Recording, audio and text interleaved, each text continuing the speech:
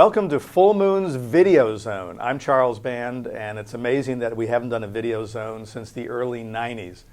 A lot of you young dudes never saw it, so you don't know what I'm talking about, but for those who were there back in the day when Full Moon was brand new, and movies were released on VHS before DVD, we did something called the Videozone, which was a video magazine that had clips from behind the scenes and how the effects were done, and it was just really designed for the fans. And of course, this was when you couldn't access it, and like today, special features, you push a button and you're there.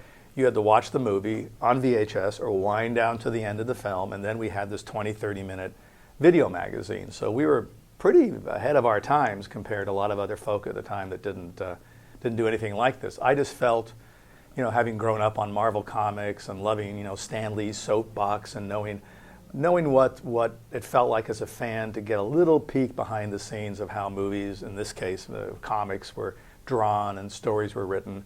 I just thought it'd be cool for the fans. And I remember walking into Paramount back in the day, we were distributed by Paramount, and trying to convince them that this would be a cool thing. And they couldn't figure out how to make extra money. Well, I said, there's not extra money, but it's a good thing for the fans. Then they said, well, but it's going to take another 20-30 minutes of tape. And every movie back in the day on VHS had a certain amount of tape. So if our running time was 90 minutes, that was the amount of tape that they had to purchase and put in those cassettes. And another 30 minutes was a little more money, even though it was not a lot more money. And I just said, look, you got to do this Videozone thing. Fans are going to like it. And it became cool. People were writing us letters. Sometimes some of the movies weren't so great. People would say, listen, the movie was pretty good, but the Videozone was awesome.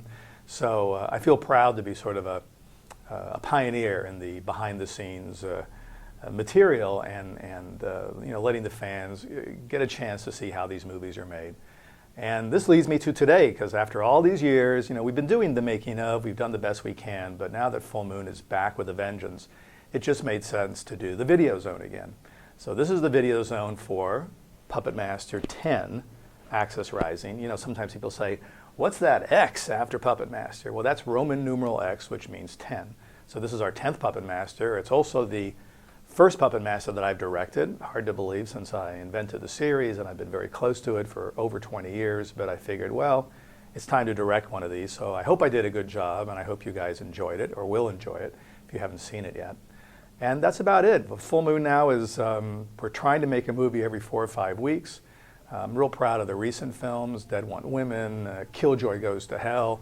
We got some great ones coming up, like Real Evil, which is a found footage film. We've never done one of those before. I'm about to shoot a movie called Ooga Booga, which is totally non-PC, but I think you guys will like it. And other movies like Unlucky Charms, and hopefully next year we'll finally do a great subspecies film. So, and definitely Bride of the Head of the Family. I know people have been asking about that forever, but we're about to make one, and that's very exciting to me. So thanks for being there. Thanks for watching the Full Moon films. And I'll see you on the next edition of the Videozone. Ciao.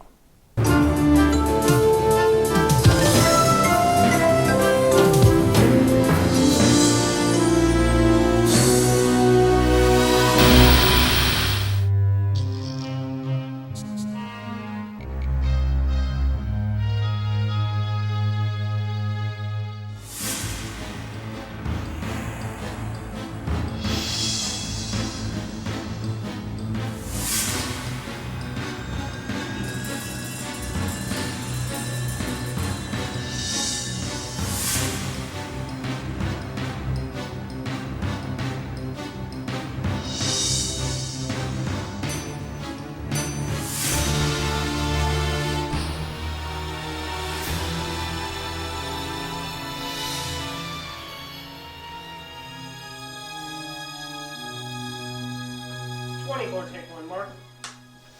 All right, tell us when you're set and call it. Set. Look at Pinhead again, Jester. Very good. That's good. Now stay looking at Pinhead. And open the box. Open the box. Look.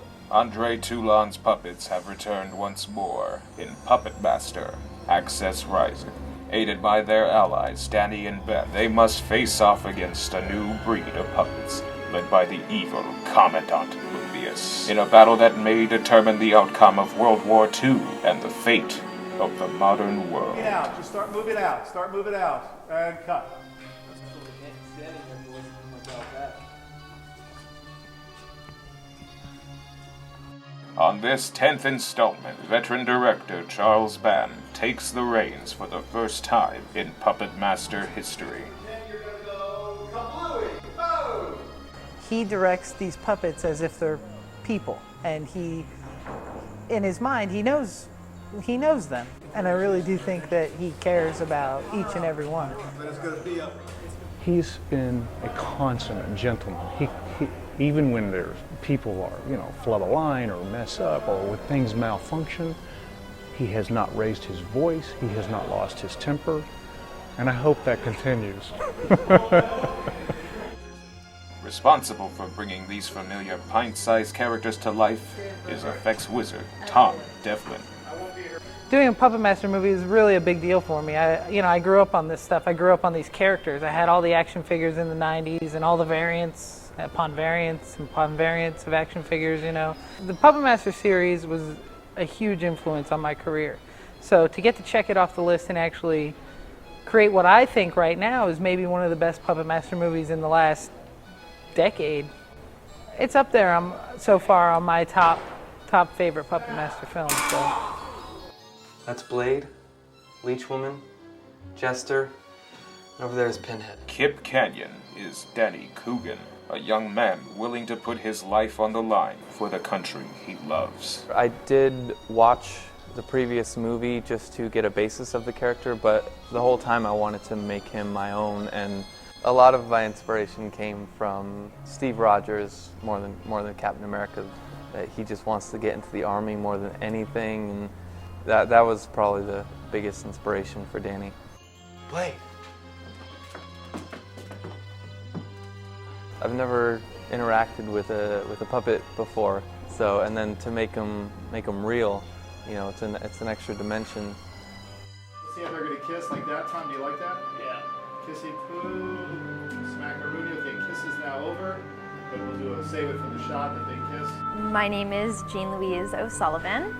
I'm playing the role of Beth in Puppet Master 10, and this role is awesome because I get to fight Nazis and kamikaze. Puppet Master X is my second movie directed by Charles Band. It's my third movie with Full Moon, and even though it's like the same group of people, it's pretty amazing how they can just bring anything to life, any script to life. And action, a little bit of movement and action. Take a pinhead. Blade, Boy, you are heavy.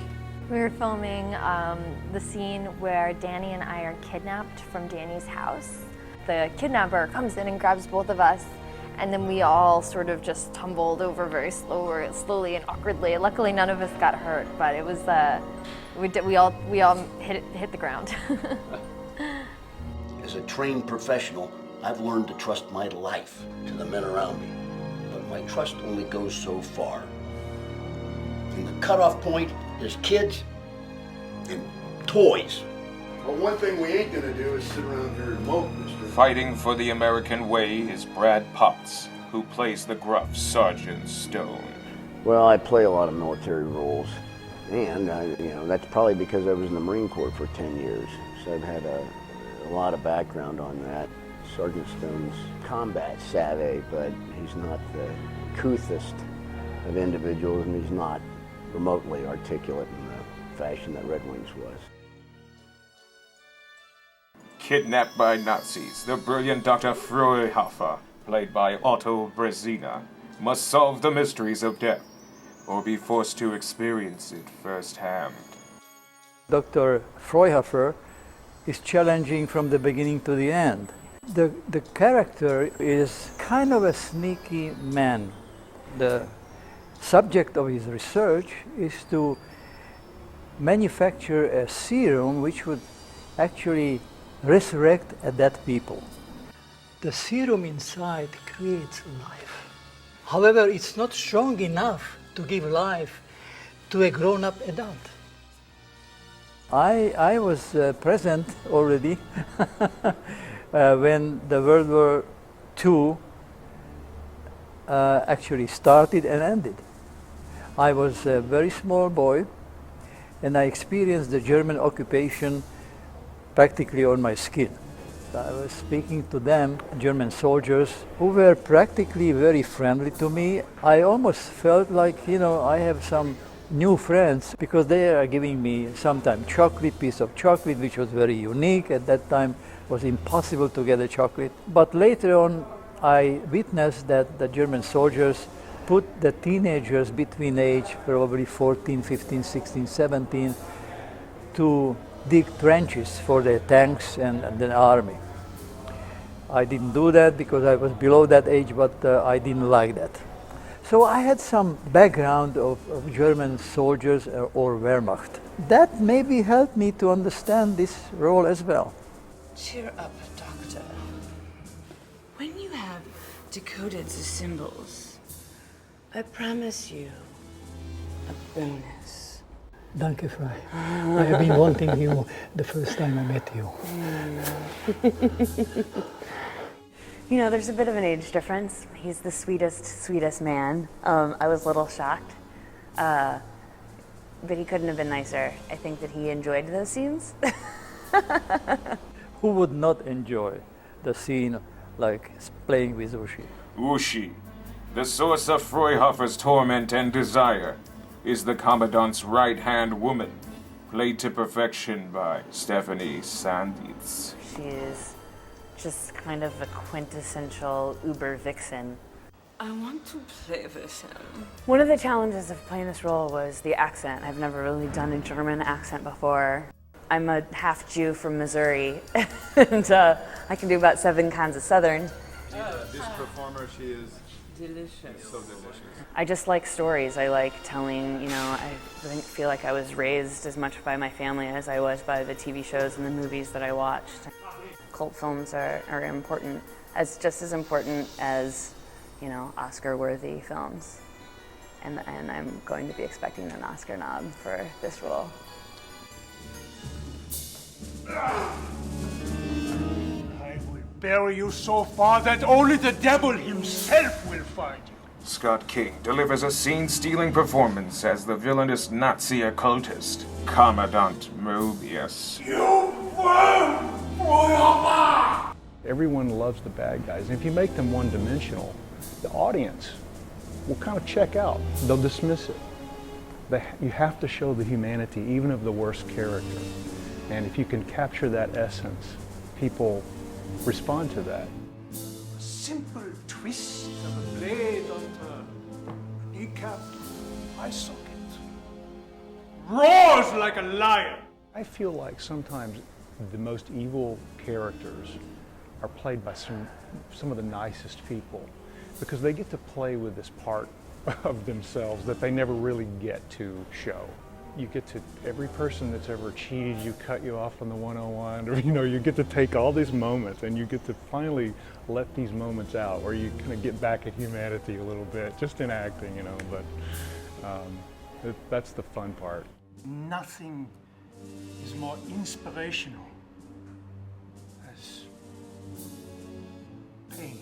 Some Germans, they had, very formal black and white ways of addressing people, and so how that translates into Nazis is they have this very polite cruelty.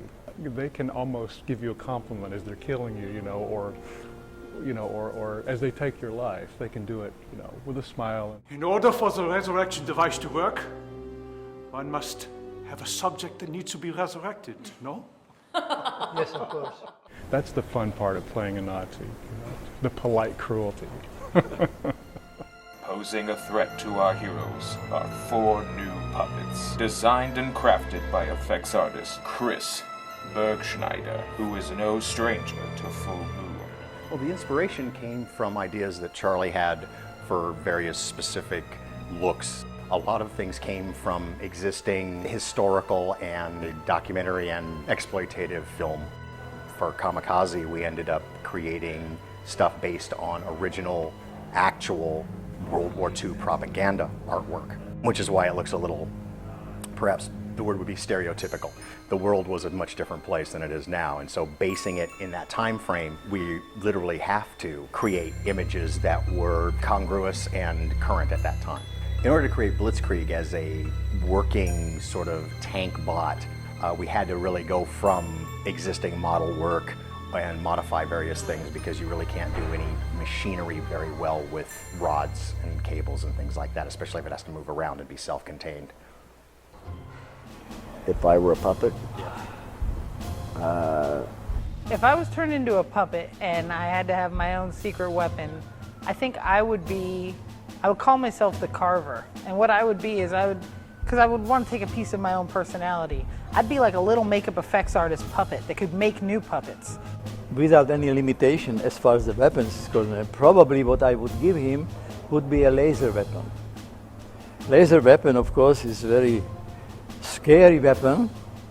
but we're talking World War II. They used to make hand grenades with white phosphorus. And I'd have a little utility belt and a bag, and I could just I could basically continue to build the army as they're going down. I could be like, oh, I'll fix and make this guy, and I would just be building puppets. My puppet power, I'd probably have like the puppet power of like great hair.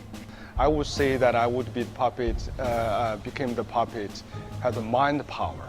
The mind power is like the Chinese, some Qigong masters. They can bend a fork without even touching that. A machine gun, an anti-tank weapon, of course, a .45. And I think he'd probably have pretty much everything, I could make like little python guy that would run around, or like roller derby girl that would just go kick Bombshell's ass. I would strangle people with my amazing puppet hair if I was a puppet. If I could be a puppet, gosh, I've always wanted, like everyone, I want to be invisible.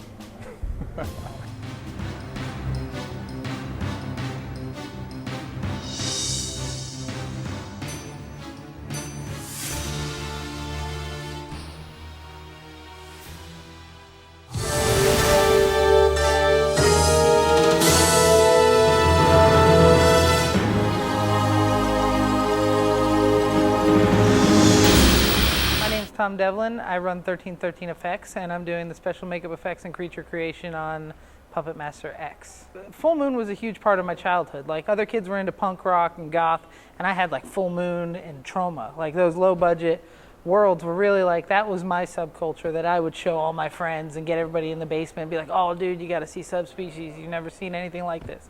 So doing a Puppet Master movie is really a big deal for me. I grew up on this stuff. I grew up on these characters. I had all the action figures in the 90s and all the variants upon variants of action figures, And I just remember going to the video store every single day, and I would always rent Full Moon stuff, and especially the Puppet Master series. I'd say Part 2 is probably my favorite.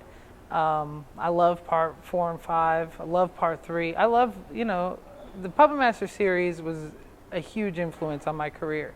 So to get to check it off the list and actually create what I think right now is maybe one of the best Puppet Master movies in the last decade, 2 decades, I don't know. This movie's, it's up there so far on my top favorite Puppet Master films. So being that I created our original cast of puppets. Another artist named Chris Bergschneider made our new Nazi puppets, and they're really awesome. But I created our original core cast of puppets, or recreated our original core cast of puppets. I was able to get my hands on some of the original molds from David Allen's and the Part 1, Part 2 era, and that was really cool. I had the original Blade mold. I had an original couple variations of Jester, and as well as Pinhead. I had to sculpt, I looked high and low for a tunneler and had to sculpt a new tunneler, and in the 11th hour, a friend of a friend called me up and said, hey man, I have an original tunneler head. I can recast it and we can make some molds of it. So we got the original tunneler head to go in there too. I did sculpt the tunneler, but he never ended up in the movie. And that was just, I'd like to keep them, I wanted to bring the gang back, get the core group back to what they used to be. I did have to make new Pinhead hands. Little pieces to all of them had to be made. I tried to bring our puppets back to the most original look as I could, kind of between Part 2 and 3. I used both films as reference for my cast of puppets. But, some of them were a little bit different. Like, Six Shooter comes back in black, and he's stealth Six Shooter. You know, he's kind of a new variation. So I took a little bit of creative liberty with Six Shooter and gave him a little more debonair of a look and less yokely. And you know, I put my own spin. He's a new version of Six Shooter. We haven't seen Six Shooter in a while, so I was able to add a little bit of my touch into there and kind of signature and claim it as, hey, that's my version of Six Shooter. But then with Leech Woman, we created Leech Woman from scratch. But I was a huge fan of Leech Woman in the early films, but she's gotten to look weirder and weirder. You know, she's a zombie by the last movie. So I wanted to bring her back to the kind of beautiful porcelain doll that she was at the beginning. And my assistant Andrea resculpted her face and legs, and we definitely put her paint job back, less of a zombie paint job, and brought back that porcelain doll look. I mean, I know this film picks up the day after Part 9, but I'm hoping that the fans don't mind. Jester's outfit jumps back in time about 20 years, and you know, we've taken liberty to put the quality I would have wanted to see as a fan into these characters, into the film that we're making. The process of building the puppets from scratch is a lot different than what you see in the film. They're to look as if they're wooden and very rigid, but that is not the case. We sculpt them all out of clay from, you know, the head up, or the head to the toe. All their feet are different, their hands are different, their heads are different, so the bodies are pretty much the same. We sculpt the feet and hands and heads separately, and then we've sculpted one body for Jester, Blade, Tunneler. They all share the same body, torso-wise. And then Pinhead, of course, has a much bigger body, and Six Shooter is a huge body, and Leech Woman is all of her own. So after the clay sculptures are complete, we create a mold, a rigid material like fiberglass or plaster, and that's a two-piece mold that we can fill with a polyfoam or like a soft, almost like a Nerf football foam.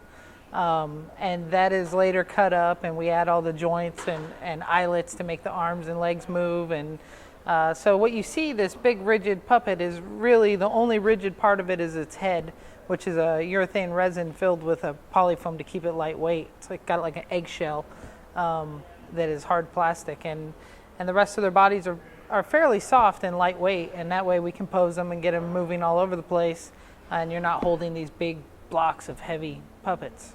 The biggest difficulty in recreating any of the puppets was Six Shooter, because in the puppets of the past, Six Shooter alone probably cost the budget of this film. Low-budget horror films in general, due to digital video and, you know, 2-week productions, it's gone into a different bracket. And originally in Part 3, Mark Rappaport had slave controls for Six Shooter, so if a human moved their arms, Six Shooter's moving his arms individually, and it took 4 people to operate. We're making rod puppets here, so all I have to work with is like a puppet, some foam, and some joints, and then we have these bars and we stick them in there and hope that we can get the arms moving and stuff. I've had to get as creative as I can to make all 6 arms move at the same time. Sometimes it really works. It really comes down to me and the director of photography working together and Charlie sees it how he wants to see it. We have to frame these things so we can be just off screen, and we're kind of turning them into marionettes with some, just, you know, pulling some fine lines to get each arm to move individually. But, you know, we don't have huge cable controlled RC apparatuses that we can program movements into this Six Shooter. And we're not doing stop motion, which is a huge thing. Since David Allen has passed, and we're not, you know, the stop motion days of film have really ended, other than like Wallace and Gromit or Claymation, you know. To do these puppets in stop motion, we would be filming double our schedule, and we just don't have the time to deliver in that. So, or the budget to rent the stage and build the sets, and I mean, stop motion takes a lot of work. So there might be a reason Six Shooter hasn't been in the last couple films, but I think that, I mean, we're going to do our best to make him look as cool as we can, and, you know, I think with a little bit of CG magic with the gun smoke and the bullets, we'll be able to pull it off. As it stands in an all-out battle royale, if all the puppets were just thrown into a room and had to destroy each other WrestleMania 5 style, I think Blitzkrieg could probably annihilate any of the puppets. But in my mind, the little known secret is Blitzkrieg was made out of an experimental plastic. So I think Torch would just come out of the rafters, fire it on, and melt Blitzkrieg to a pile of pus. So I think Torch is the most badass. Like, you can't get within 6 feet of him. He'll burn you. And all the puppets are made of wood. So, I mean, as it stands, maybe Blitzkrieg's metal, but I think he's experimental plastic.